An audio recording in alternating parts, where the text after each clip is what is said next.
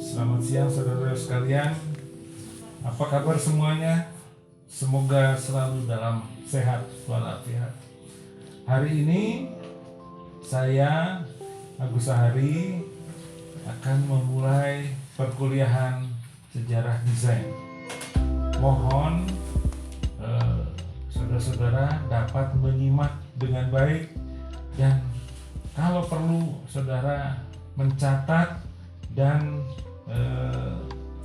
istilahnya mencari buku-buku referensi untuk menunjang perkuliahan ini secara lengkap.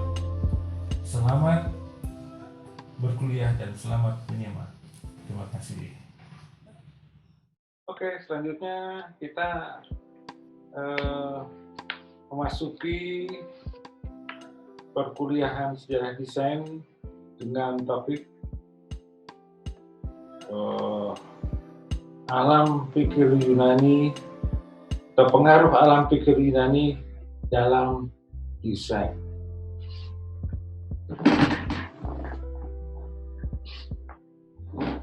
Nah, mengapa peradaban Yunani penting dalam sejarah desain?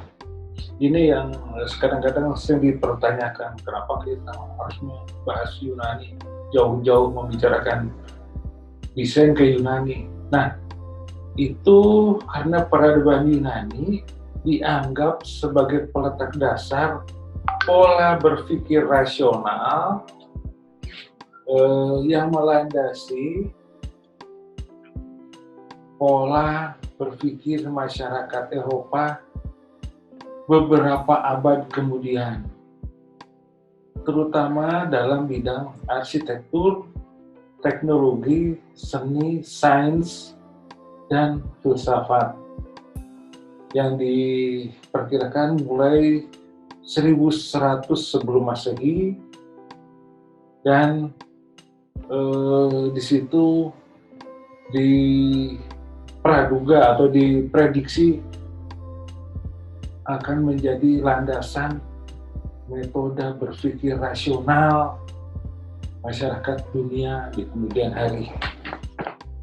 Peradaban Yunani telah ada semenjak beberapa ribu tahun sebelum Masehi.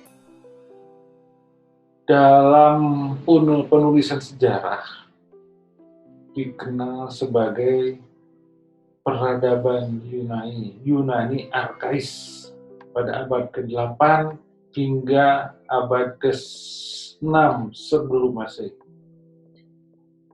Pada periode ini, Yunani dipimpin oleh negara-negara Athena dan berhasil menghalau serangan kekaisaran Persia zaman itu. Masa keemasan Athena berakhir dengan ditaklukkannya Athena oleh Sparta. Sejarah penukar oleh Alexander Agung atau Alexander Zulkarnain, kebudayaan Yunani yang dikenal sebagai peradaban Helenistik kemudian meluas mulai dari benua Eropa, Asia Tengah, sampai ke ujung barat Laut Tengah.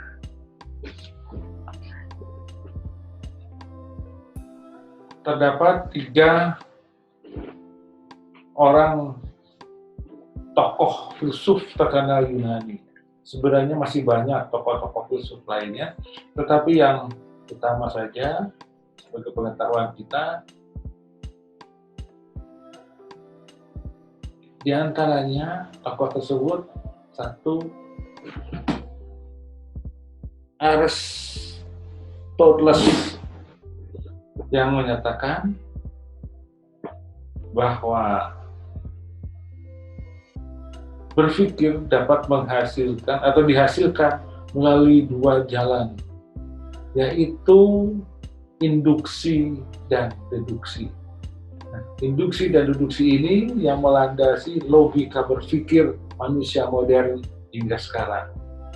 Kemudian Plato mengembangkan metode dialektik, yaitu analisis terhadap hubungan antara berbagai pengertian Kemudian dilakukan pengelompokan dan diurai sampai komponen yang terkecil. Dan yang ketiga adalah Socrates.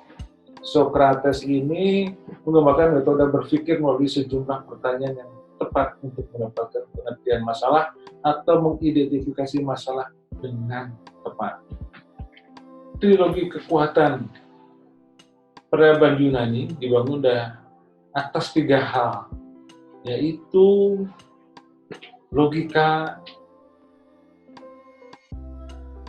berpikir rasional, yang kedua itu adalah estetika atau keindahan, dan yang ketiga teknik atau keterampilan.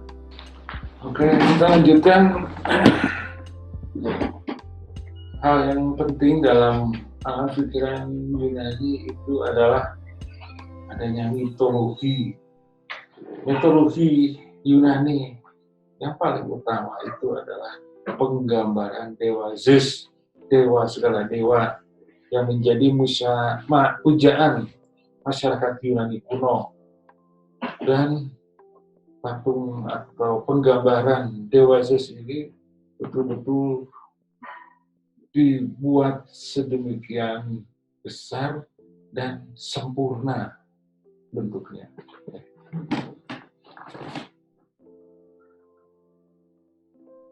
Kemudian hal yang lain yang paling penting, bahwa suasana kehidupan Yunani purba itu demikian makmur sehingga menjadi incaran bangsa-bangsa lain sekitarnya. Hal ini tergambar melalui banyaknya bangunan megah pada perkotaan, bangunan-bangunan megah dan perkotaan yang indah. Contohnya salah satu yang terkenal itu adalah Parthenon. Parthenon berfungsi sebagai wahana menyimpan atau wahana penyimpan patung Athena yang terbuat dari emas dan merupakan kekayaan negara utama pada zaman itu. Oke.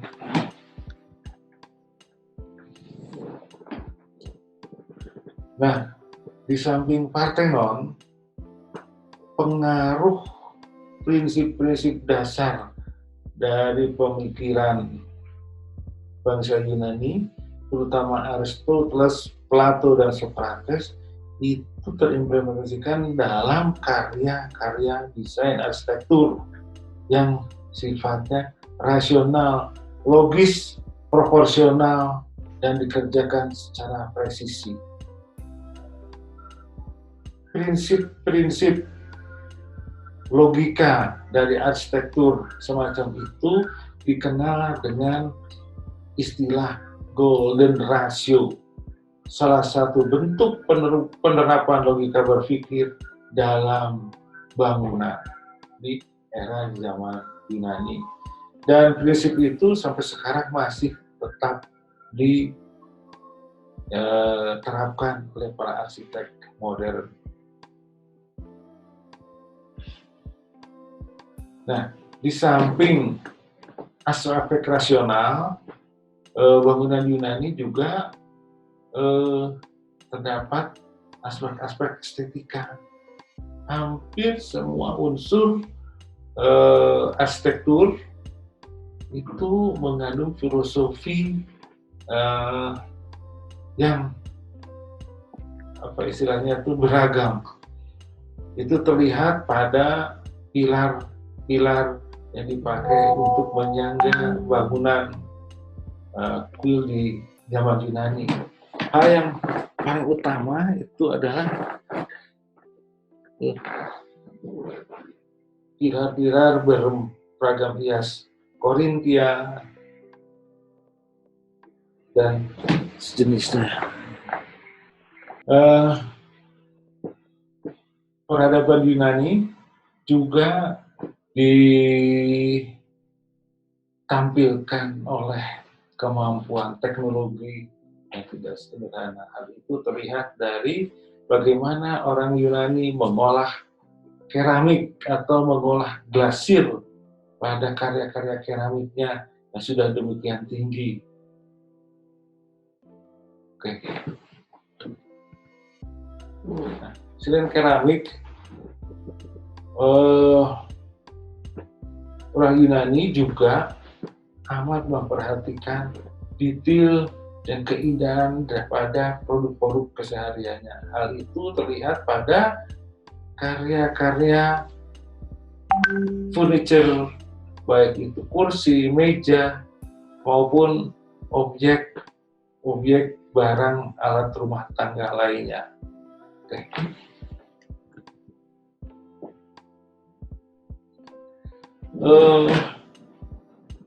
Salah satu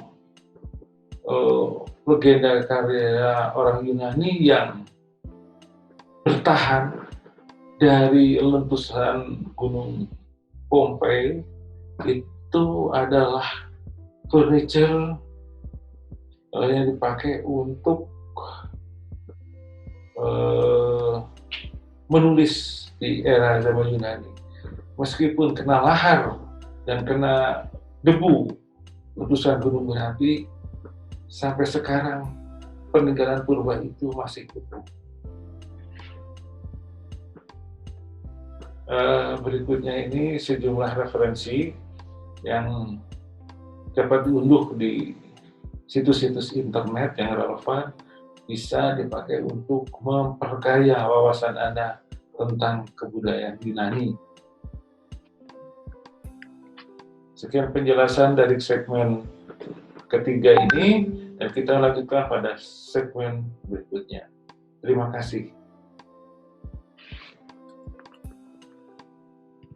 Oke, setelah Anda mengikuti perkuliahan daring sejarah desain, apa yang Anda peroleh dalam mengamati materi tersebut? Apakah Anda memperoleh wawasan baru? Apakah Anda bisa mengamati perubahan-perubahan yang terjadi? Apakah ada manfaatnya buat pengembangan desain yang Anda akan lakukan di masa yang akan datang? Jika ada pertanyaan atau hal-hal yang belum jelas mengenai materi perkuliahan, silakan Anda mengirim pertanyaan itu melalui WA ataupun MS Teams ataupun Facebook, dan saudara selalu bersemangat. Sampai jumpa pada perkuliahan berikutnya. Terima kasih.